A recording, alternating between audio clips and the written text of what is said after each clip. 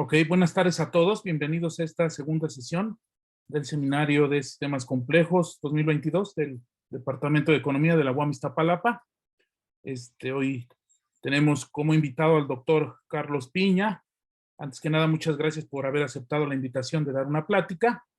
Y voy a darles una semblanza del doctor Piña. Él es doctor por la Universidad Essex, Inglaterra. Su doctorado es en Ciencias de la Computación.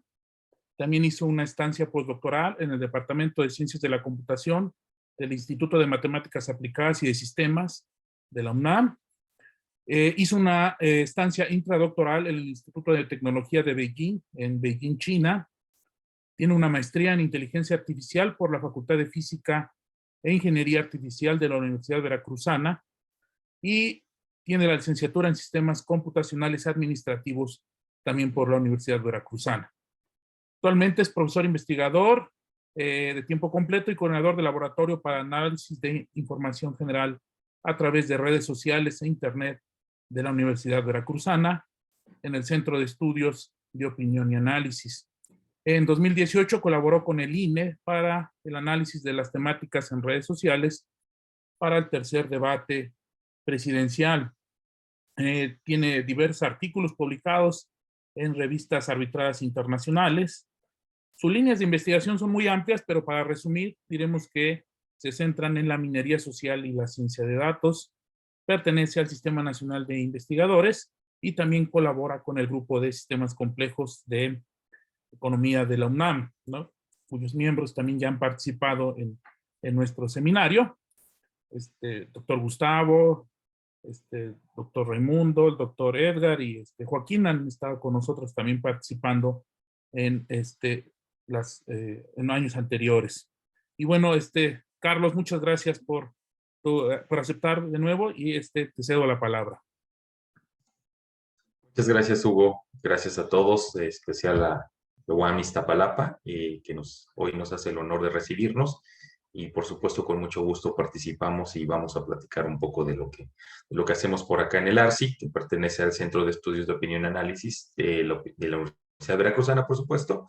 Y es un poco de las cuestiones. Vamos a empezar dando una introducción acerca de las redes sociales, un poco la ciencia de datos en general, y vamos a finalizar esta presentación con ya conceptos aplicados, conceptos ya en términos de ciencia, en términos de publicaciones científicas, de cómo estamos aplicando todo este conocimiento para descubrimiento de patrones o descubrimiento de comportamiento humano dentro de las diferentes plataformas digitales. Sabemos que actualmente en Internet no solamente tenemos Facebook, Twitter e Instagram, sino que hay muchísimas plataformas digitales y que ya todo se mueve en dispositivos móviles, ¿no? Entonces, eso nos permite estudiar este comportamiento. Pero bueno, vamos a comenzar hablando un poco en general de las redes sociales.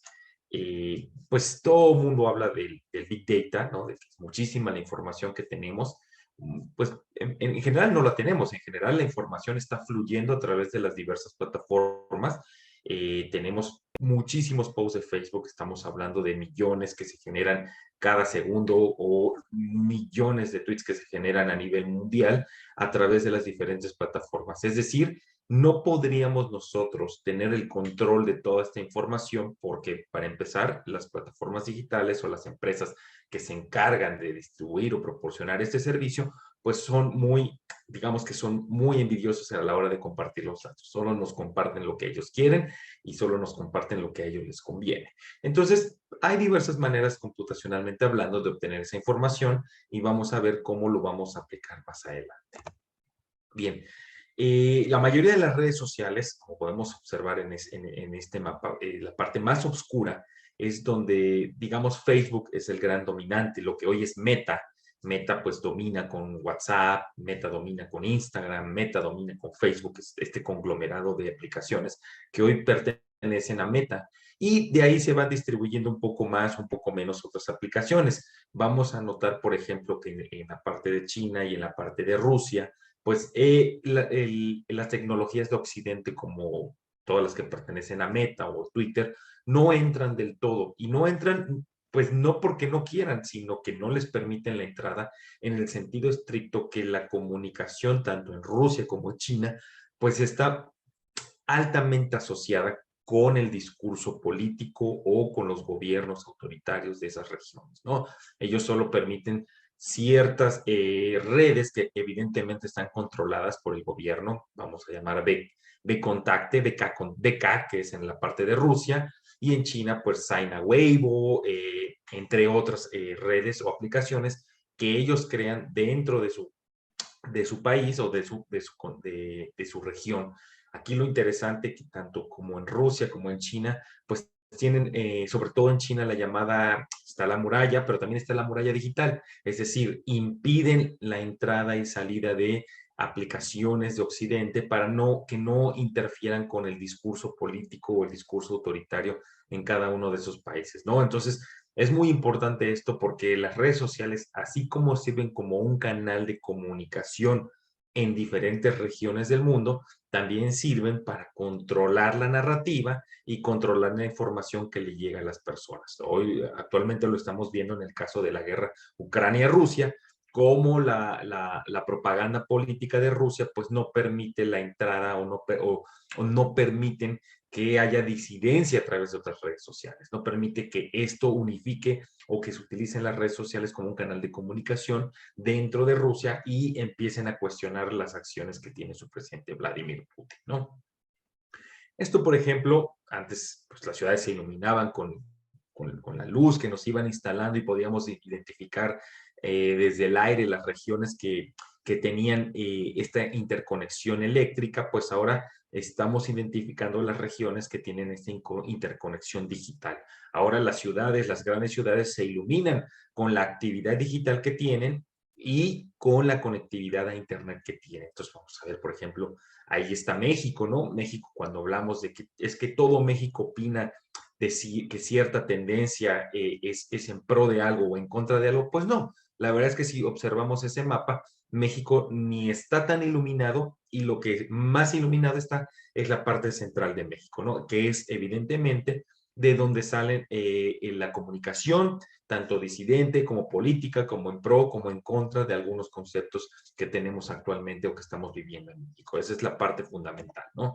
Entonces, podemos pensar que México es un país y es un país territorialmente extenso, pero digitalmente realmente no es tan extenso, ¿no? Digitalmente podemos pensar que es un país que se mueve, sí, digitalmente, pero tampoco tenemos el impacto que puede llegar a tener, por ejemplo, Estados Unidos, como lo muestro aquí, o Europa, ¿no? Estamos ahí, estamos creciendo, apenas estamos conectándonos en ciertas plataformas digitales, pero no todas las plataformas están teniendo incidencia en la narrativa o en la vida cotidiana de los mexicanos. Creo que las últimas estadísticas del ENDIU, que la saca el INEGI, pues se refiere como que las plataformas que tienen son mayormente utilizadas en la región nacional, pues son las que se pertenecen a Facebook, ¿no? A Meta, entonces que es Facebook, y en términos de mensajería, pues es WhatsApp, ¿no? Hay otras que se quedan muy, muy abajo, después de Facebook por ahí vienen otras como Instagram, por ahí TikTok también viene tocando la puerta, por ahí Twitter, entonces son las redes sociales que se utilizan mayormente en dispositivos móviles, eso lo podemos ver en el ENVIEW que lo distribuye cada año el INEGI y ustedes pueden corroborar esta información.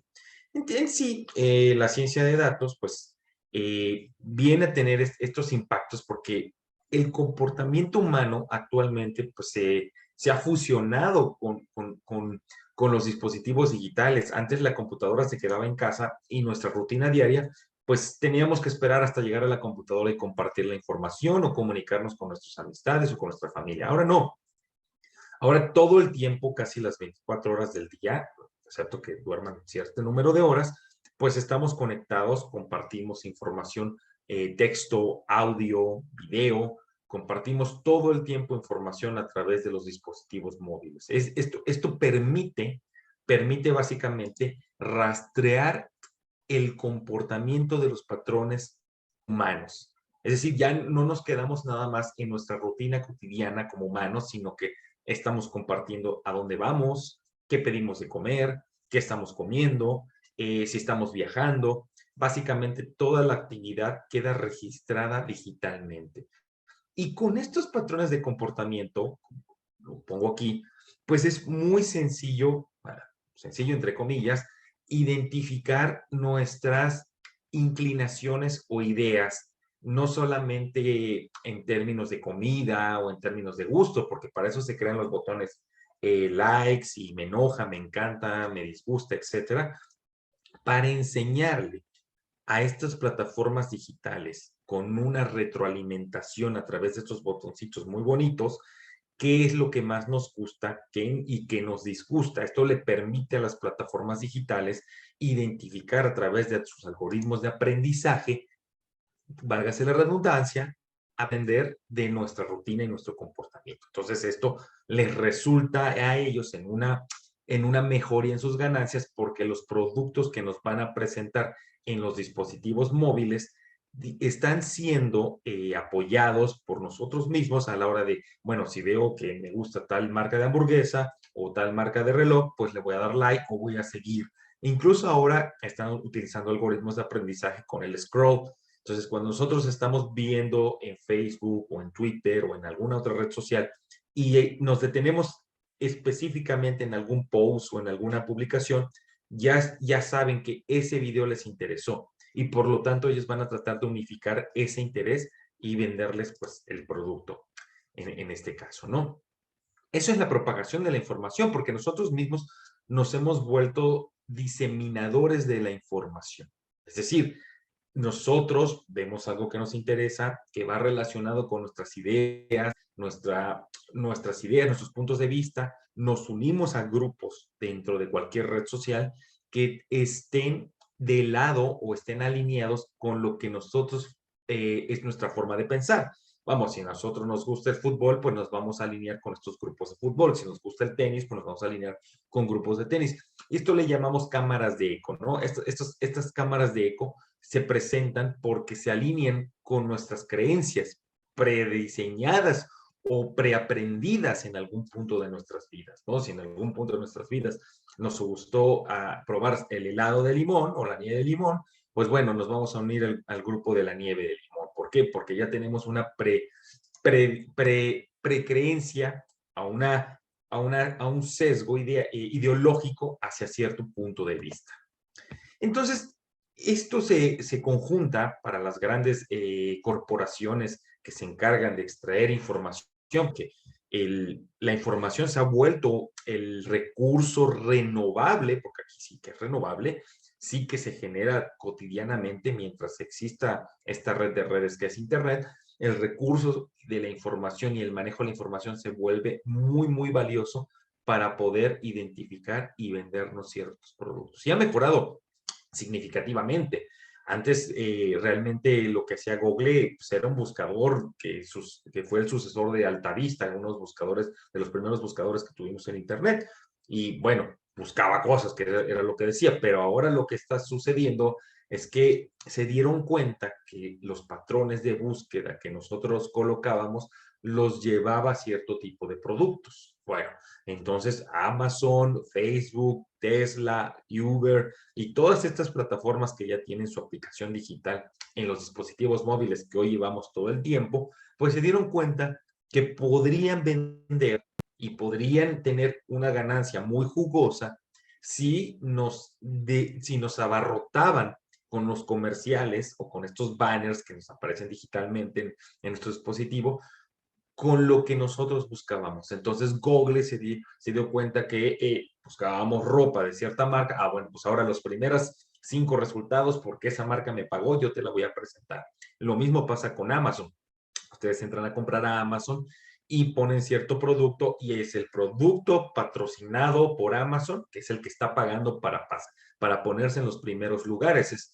Es como estas páginas o páginas amarillas o destacadas que antes estaban en los diarios, en los diarios de papel, que tenían como un marquito. Bueno, ahora lo están haciendo digital. Es decir, si tú quieres que tu producto aparezca en la primera página, pues es porque estás pagando, ¿no? Eso está pasando con muchos de estos buscadores. Es porque realmente hay un monto para que el buscador lo pase. Yo les preguntaría, ¿quién de ustedes ha llegado más allá de la página 2 o 3 de Google? Ya casi nadie llega, ¿no? Casi siempre en la primera página debe de quedar la búsqueda. Esa es la mejoría que tiene, ¿no? Entonces, los servicios que nos brindan las diferentes aplicaciones, como Instagram, Facebook, LinkedIn, Uber Eats, YouTube, eBay, TikTok, Reddit, etcétera, etcétera, etcétera, pues hacen eso, manejan la información personal. Tienen un porcentaje muy alto de manejar la información personal.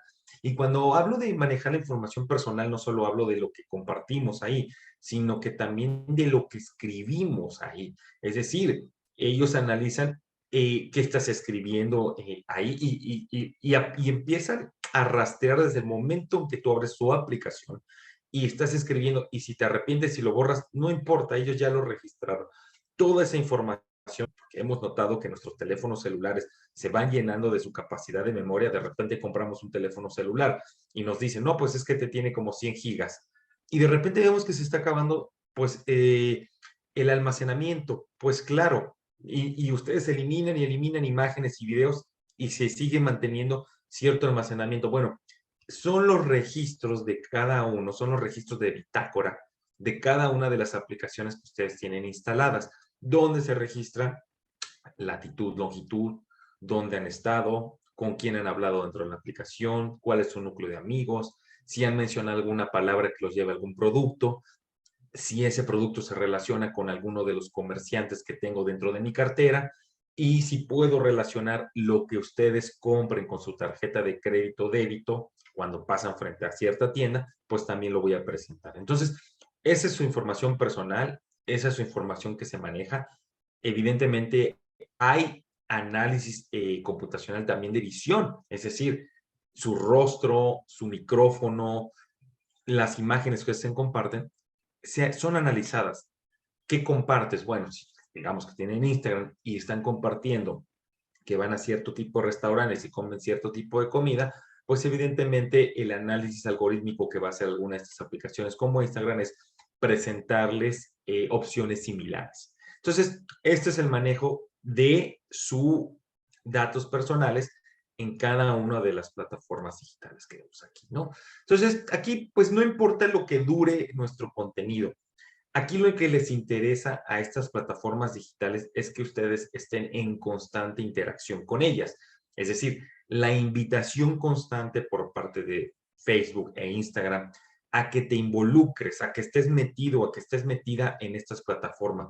Lo que es la adicción al scroll, es el estar pasando videos así, es lo que está dejando ahora mucho dinero a estas plataformas. Es decir, si yo logro engancharte en esta adicción en que estés pasando y pasando videos durante horas y horas, sobre todo TikTok, que a eso se dedica, estoy ganando porque mientras más tiempo estés en mi plataforma, más conozco de ti.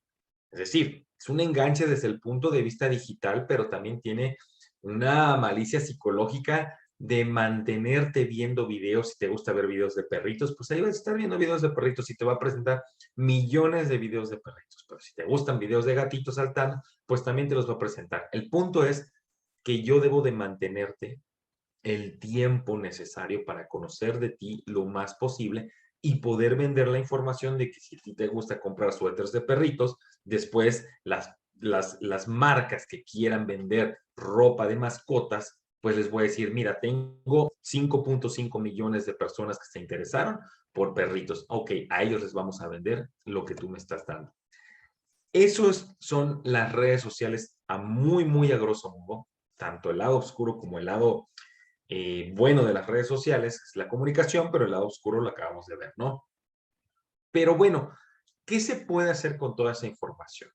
Bien, aquí es donde entra un poco la ciencia de datos. La ciencia de datos es un tema muy, muy amplio que no necesariamente trabaja con redes sociales. La ciencia de datos trabaja en diversas disciplinas, matemáticas, biología, medicina, en todas esas disciplinas donde hay patrones o donde hay conjuntos de datos que se puedan analizar. Sin embargo, nosotros le hemos aplicado a las redes sociales por la cantidad de información que se puede generar y obtener a través del proceso. Pero la ciencia de datos en general tiene pilares fundamentales, como es las ciencias de la computación, la cual nos da las técnicas, tanto estadísticas como de programación, para poder extraer la información. Tiene también la parte matemática, que es la parte que nos enseña los algoritmos de aprendizaje computacional o aprendizaje automático, que tiene que ver también con inteligencia artificial. Y finalmente, aquí en esta parte, es la expertise del dominio. Aquí es donde entra lo más importante. No necesariamente teniendo todo esto vas a ser experto del dominio. Por eso se dice que la ciencia de datos es una disciplina inter y multidisciplinaria. Quiere decir que necesitamos de un experto. Si nosotros nos ponemos a trabajar como computólogo en aspectos de genética o en aspectos de biología o en aspectos de sociología, historia, arte, etcétera, pues nosotros no somos expertos en esas áreas.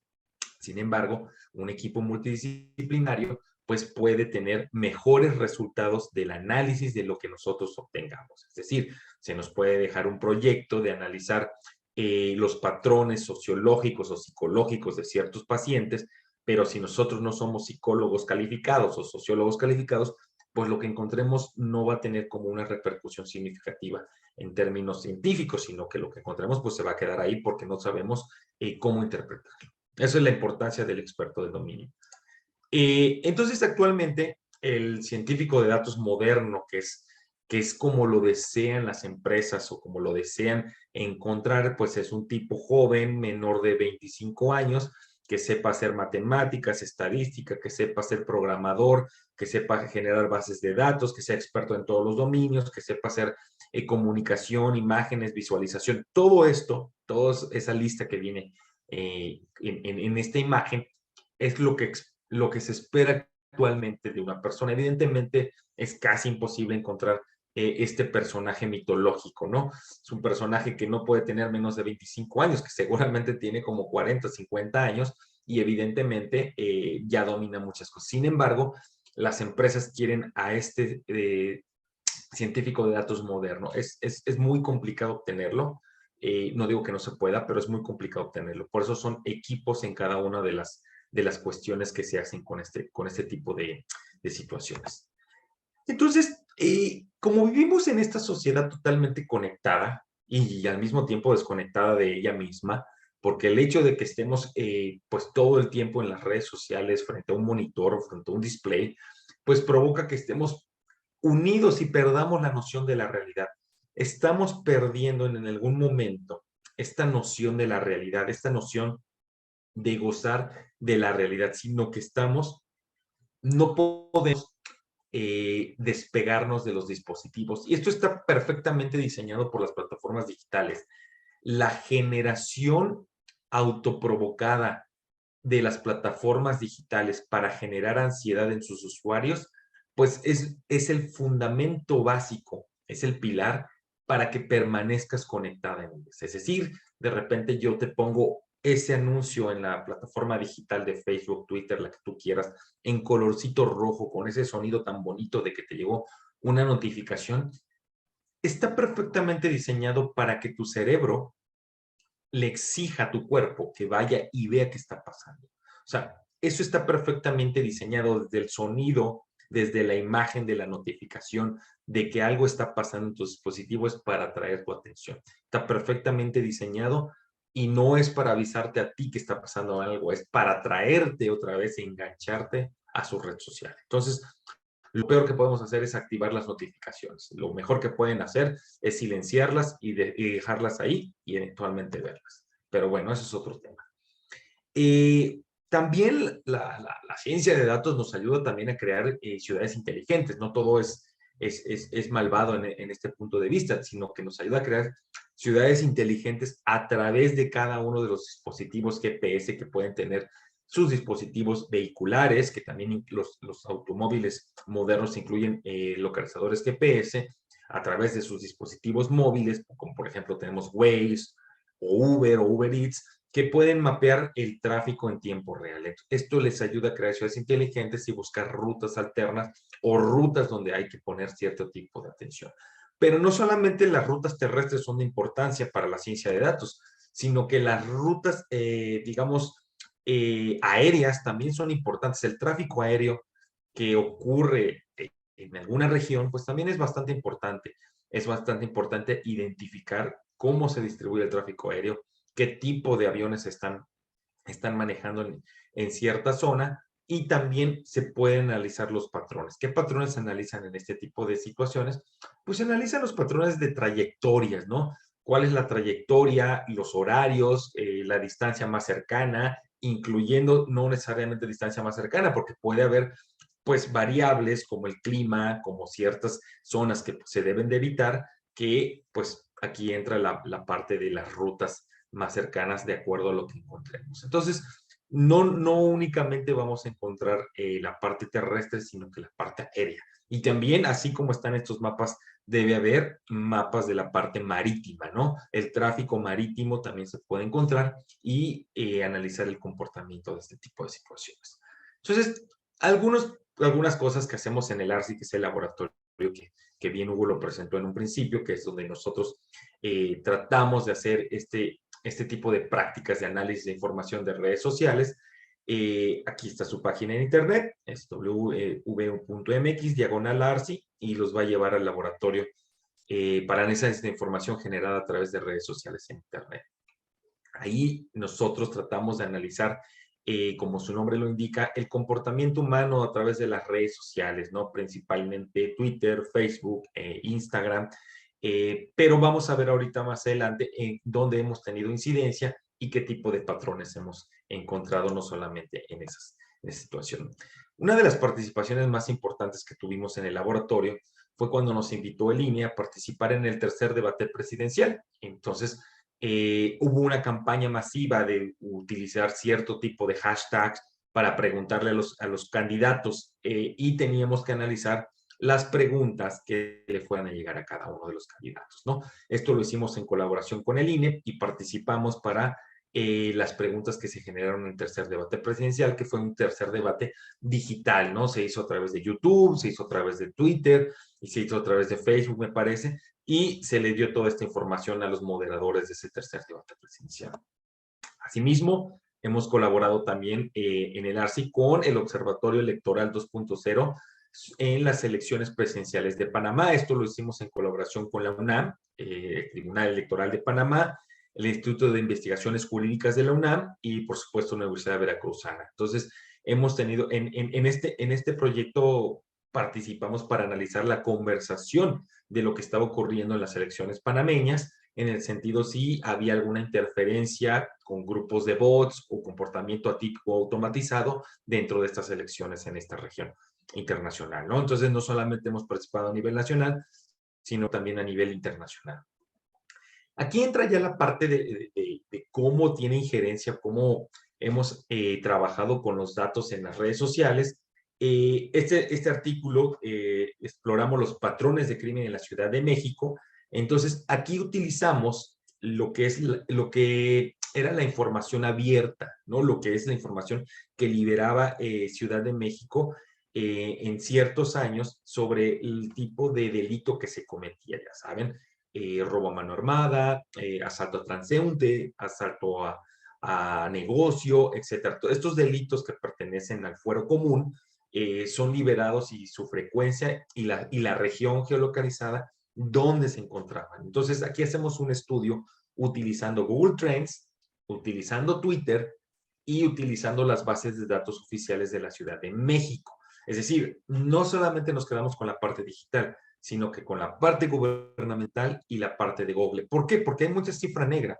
Evidentemente, a veces sufrimos una especie de delito, pero no todas las personas van a emitir una denuncia, ¿no? No todas las personas van y levantan la denuncia por X o Y razón, y entonces, ¿dónde se queda esa gran cifra negra? Pues se queda ahí. Lo que hacemos es compartirlo, buscamos en Google ayuda, o buscamos cómo compartir lo que nos sucedió a través de las redes sociales, ¿no? Muchas veces nos roban alguna pertenencia y llegamos y lo compartimos en las redes sociales y ya no nos damos el tiempo de, pues, emitir una denuncia. Esto es importante porque vemos cómo funge una parte importante las bases de datos oficiales, y lo que pasa en las redes sociales cuentan otra parte de la historia, ¿no? Es en este sentido. Ahí encontramos en ciertas alcaldías que había mayor incidencia de cierto tipo de delitos, y ese tipo de delitos pues lo tratábamos de analizar, correlacionar tanto con Twitter como con Google, ¿no? Tratamos de predecir el comportamiento a través de unos modelos estadísticos y ver que sí tenía sentido lo que presentaba la Ciudad de México con lo que la gente buscaba en Google Trends y con lo que la gente compartía en Twitter. Entonces empezamos a ver ese tipo de correlación, ¿no? Es un primer trabajo, yo creo que es un trabajo que hicimos con gente del CIMA, con la doctora Leticia Ramírez, y precisamente ella encontró este modelo estadístico que nos permitió analizar la correlación. La correlación no fue necesariamente fuerte, pero sí da como los primeros insights o pistas de lo que podría ser otro trabajo con nueva información histórica de los delitos de los años que estamos pasando, ¿no? 2 años atrás, un año atrás. Creo que entre más información se alimenta mejor el modelo. También hemos trabajado, por ejemplo, en este paper en particular, que le pusimos el ritmo de México, hicimos un análisis exploratorio de datos sobre los gustos en Spotify. Como les decía, hay muchísimas plataformas que nos permiten extraer información y aquí quisimos ver los gustos musicales que teníamos los mexicanos en comparación con los gustos musicales internacionales, ¿no? Entonces, de repente veíamos que los gustos musicales internacionales estaban hablando de Billie Eilish, que es esta chica como que con música muy profunda, muy depresiva, y nosotros estábamos escuchando reggaetón, a J Balvin, Maluma, entre otros, ¿no? Entonces, es la diferencia cultural que también se emana y se puede percibir a través de estas redes sociales. Identificamos pues estos gustos musicales que nos permitieron conocer que los mexicanos no necesariamente escuchamos lo que el resto del mundo, que los mexicanos tenemos gustos particulares en la escucha, pero esto no hubiera sido posible sin la apertura de Spotify, que abrió sus datos, nos permitió ver el comportamiento, fíjense, el comportamiento auditivo musical que tenemos y el tipo de gusto, porque nos presentaba ciertas features o características en el sentido de si era bailable la música, si era instrumental, si tenía mucho ritmo, si tenía melodía, etcétera, etcétera. Todas esas variables que se analizaron, digamos, aquí, por ejemplo, si era bailable, si tenía energía, si era vivaracha, si tenía valencia. Vemos hacia dónde se iban sesgando los gustos musicales de los mexicanos. Entonces, este análisis que utilizamos era para precisamente ver los gustos musicales del mexicano con respecto al gusto global. Entonces, sí es muy diferente, sí nos comportamos, y esto nos empieza a decir cómo culturalmente hablando somos diferentes, ¿no? Evidentemente es algo que sociológicamente se analiza desde nuestro punto de vista, pero aquí nosotros lo analizamos desde el punto de vista digital y nos dio como ese insight de lo que estaba pasando. Entonces, este es el artículo de El Ritmo de México que nosotros trabajamos sobre la plataforma Spotify. Este es otro artículo que publicamos en este año precisamente. Aquí hablamos ya de campañas coordinadas en Twitter durante la crisis del coronavirus y analizamos cómo fueron emergiendo campañas, estas campañas de desinformación que les llamamos astroturfing. Entonces, aquí presentamos este análisis del astroturfing, de cómo durante la crisis de la pandemia en el 2020 emergieron tendencias muy particulares como Gatell Orgullo Mexicano, Gracias López-Gatell, tratando de hacer pensar a las personas que lo que estaba haciendo Gatell y el gobierno actual era lo correcto. Sin embargo, cuando hicimos el análisis de este astroturfing, pues nos dimos cuenta pues que era una campaña artificialmente amplificada, y por artificialmente amplificada me refiero a que no había comportamiento orgánico, es decir, no era artificial, no orgánico. Vamos, esta gráfica que ven aquí muy pequeña es un sismo. Fíjense la forma que tiene esta gráfica cuando es un sismo.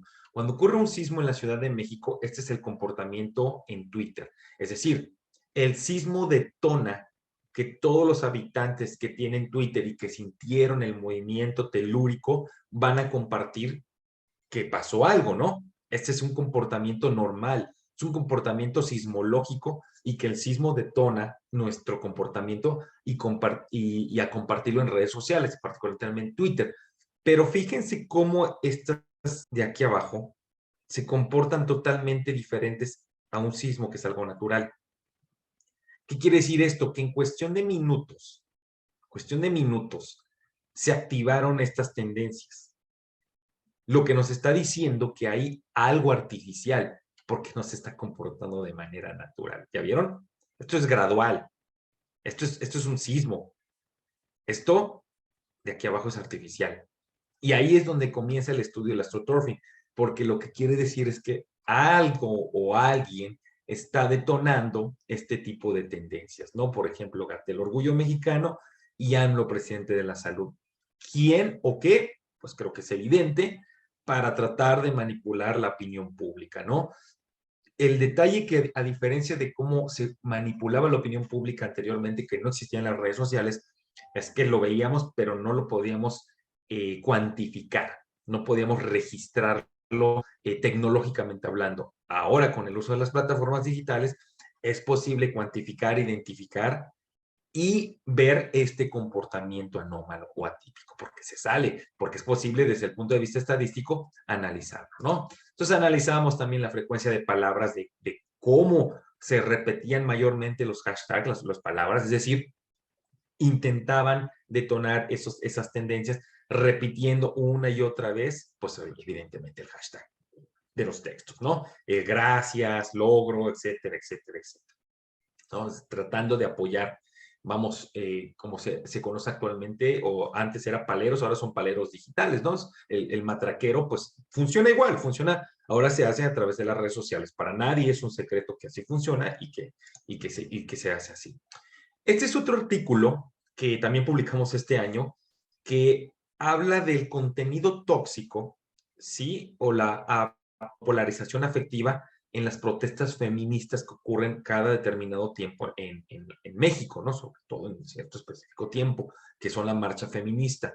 Esto es interesante y quiero volver a la parte del experto del dominio, porque aquí la doctora Marcela Suárez, quien fue la que se interesó mucho en este tema, ella me parece que es socióloga, ella es la experta del dominio y acude a nosotros para que nos la apoyáramos con el contenido tóxico, medir la toxicidad de lo que se les decía a las mujeres usando la tendencia, ellas no me representan, ¿no? Porque recordemos que en estas marchas había algunos altercados y se intentó también, bueno, más bien sí se posicionó la tendencia, ellas no me representan y ellas sí me representan, que fueron las tendencias analizadas, pero la cantidad de contenido textual a nivel tóxico es lo que les decían, el tipo de uso de palabras para degradarlas, para insultarlas,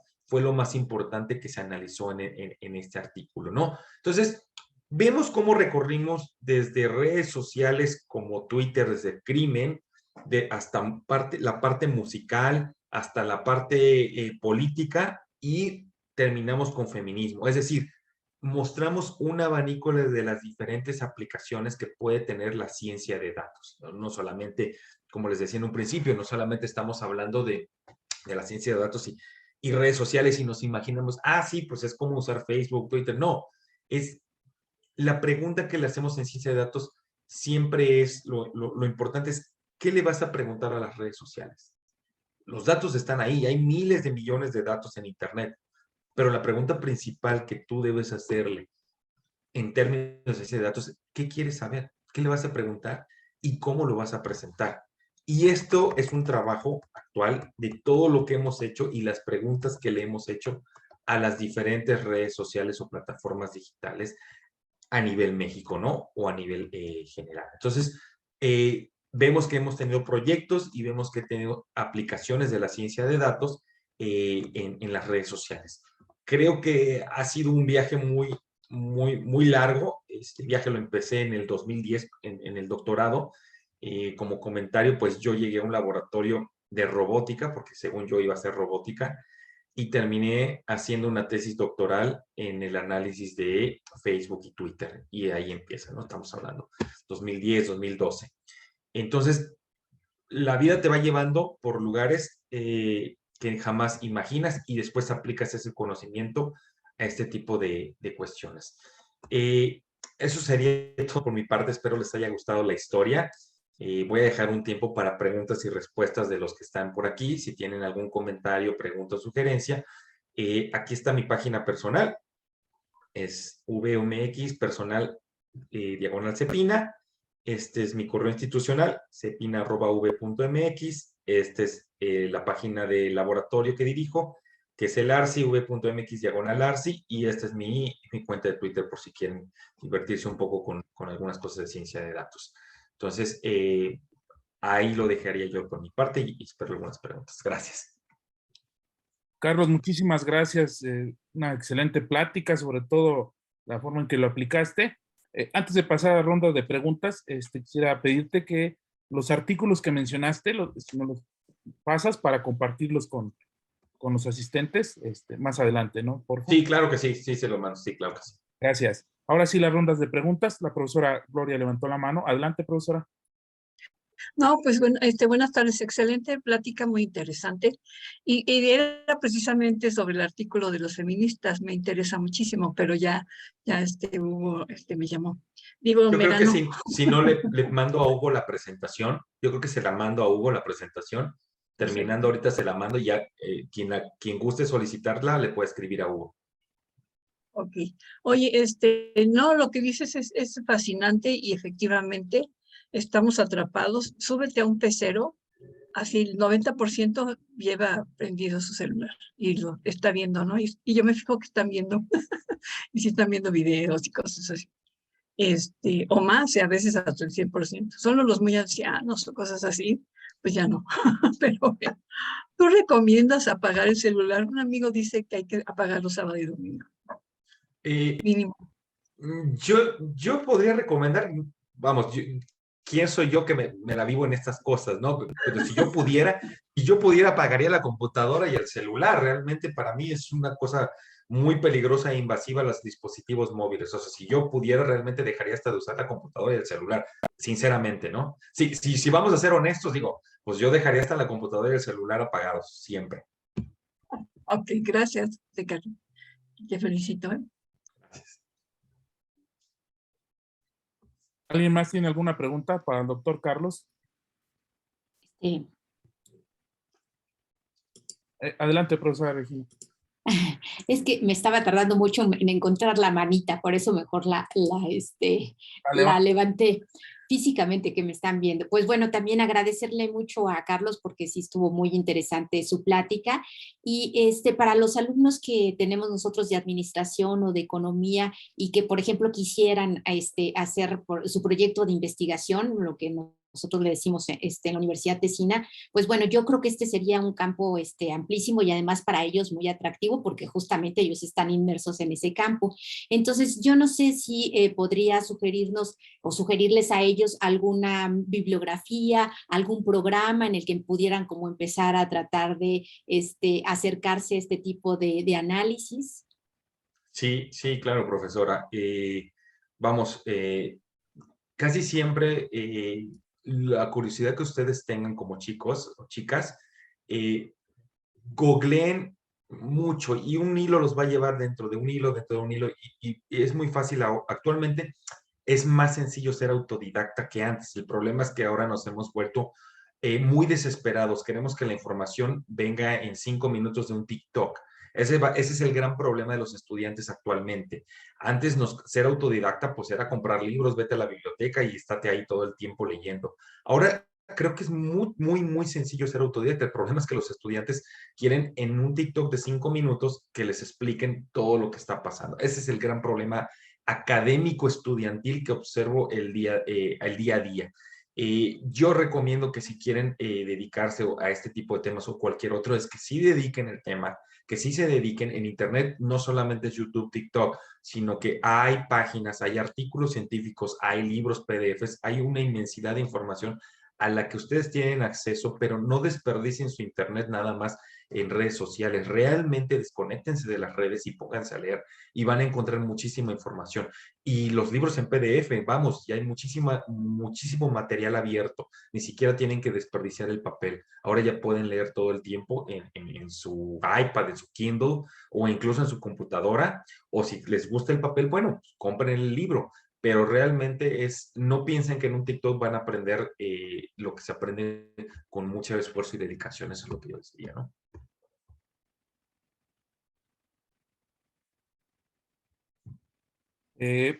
Pedro pregunta por el chat que si estos datos que se recaban pueden ser usados para espionaje, en particular para espiar a cierta población.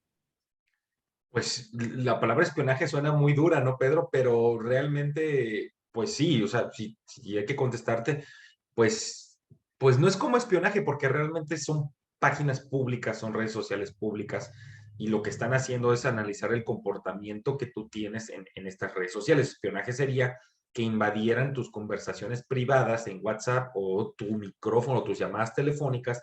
Eso ya es como más de espionaje, ¿no? Entonces, habría que definir espionaje con recolección de datos o las herramientas o abiertas, ¿no? Porque acuérdate que estas páginas o estas redes sociales son abiertas, así como hay bases de datos abiertas, como las que utiliza el INE, como las que utiliza el INEGI, las que utilizan la Ciudad de México, son bases de datos abiertas y que pueden estar ahí los elementos y solo los estamos analizando. Pero espionaje como tal, yo creo que es cuando ya, pues sí, hackean el teléfono, saben lo que estás compartiendo, tus pláticas privadas, que no quieres que salgan a la luz. Eso es lo que yo comentaría en ese sentido. Gracias. ¿Alguien más tiene alguna pregunta?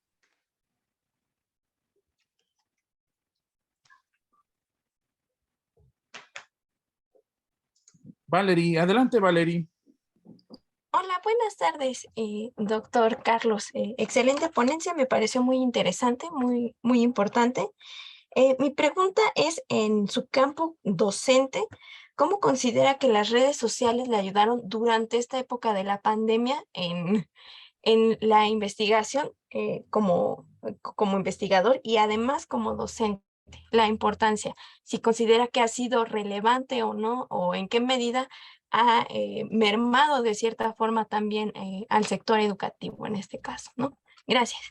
Sí, es una pregunta muy difícil, Valerie, porque pues yo te puedo decir que, vamos, el hecho que las plataformas como Zoom, las plataformas como Google Meets, estas plataformas que nos permiten estar el día de hoy aquí de manera digital, pues cerraron todavía más el mundo digital en el sentido de que hay personas que no tienen la capacidad de pagar el internet o tener un dispositivo móvil con una resolución para llevar una clase. Me parece que para algunas personas van a decir que fue muy cómodo dar la clase desde tu casa, de sí, pues tú tienes tu conexión, tienes tus equipos, pero también el otro lado de la moneda es las personas y la carencia de alfabetización digital que tuvieron los profesores.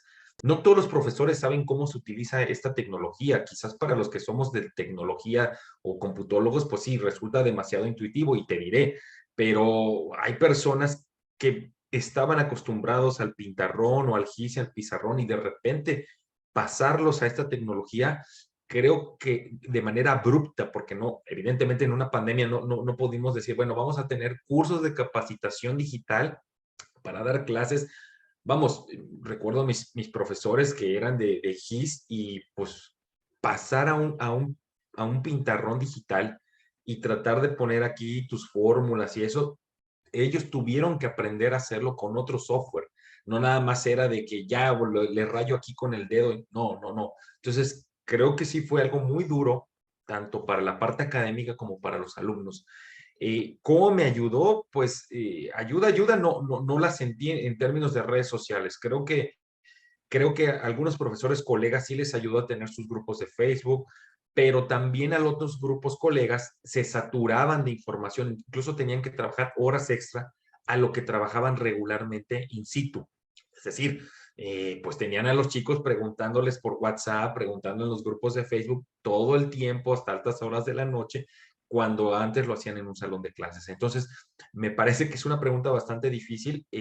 Yo creo que sí hay un lado negro y hay un lado claro de lo que pasó en la pandemia en términos académicos, Valeria. Entonces, yo no podría decirte, en mi caso, pues sí, para mí fue más sencillo dar las clases de programación que suelo dar, pues las doy en la computadora, pero también conozco casos donde no fue nada sencillo ni tomar la clase de manera virtual, ni dar la clase con las nuevas herramientas digitales que nos tuvimos que aprender a utilizarlas en el camino. Gracias. Hay dos preguntas más. Primero, Wendy en el chat pregunta que si a partir de conocer la tendencia de estos datos en las redes sociales, se puede prever o adelantar o tratar de vender productos o crear tendencias. Sí, sí, por supuesto, Wendy. Claro que ese es el fin común de las plataformas digitales. Conocer tus patrones de comportamiento. Si paseaste por tal plaza y pasaste frente a cierta tienda, va a detectar el GPS que estás pasando frente a la tienda X y te va a tratar de vender lo que está pasando.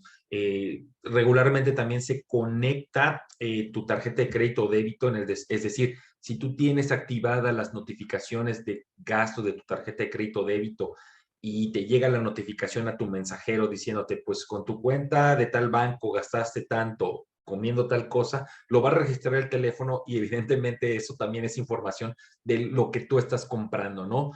Ese texto, ese pequeño texto para ellos resulta en dinero, básicamente. Y también Héctor Martínez levantó la mano. Adelante, Héctor. Hola, ¿cómo están? Muy buenas tardes a todos. Doctor, muchas gracias por compartirnos sus investigaciones y demás. Yo tengo rápidamente una pregunta.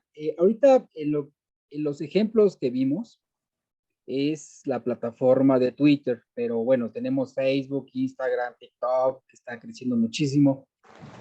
La pregunta es, al igual que en Twitter, donde se pueden extraer y analizar datos, ¿las demás plataformas se puede hacer lo mismo? Hay que pagar de forma gratuita, hay que pagar por los datos. ¿Cómo es este proceso? Nada más. Sí, sí, claro, Héctor. En Twitter, pues se tiene la API, hay una API que se utiliza, vamos, tú haces un proyecto, sometes y te dan una API como para manejar información, digamos, de los últimos meses, o la API académica que te da acceso al histórico de Twitter. Eso ya te da acceso a todos los tweets, básicamente. Bueno, eso es lo que dicen ellos. Es una API y es la manera, digamos, derecha o legal. No quiero decir la palabra legal porque no existe la ilegalidad, todavía no está tipificada en México la ilegalidad de la obtención de la información, por eso no quiero manejar la palabra legal, pero digamos es la forma más derecha de obtener la información a través de la API de cada una de las plataformas.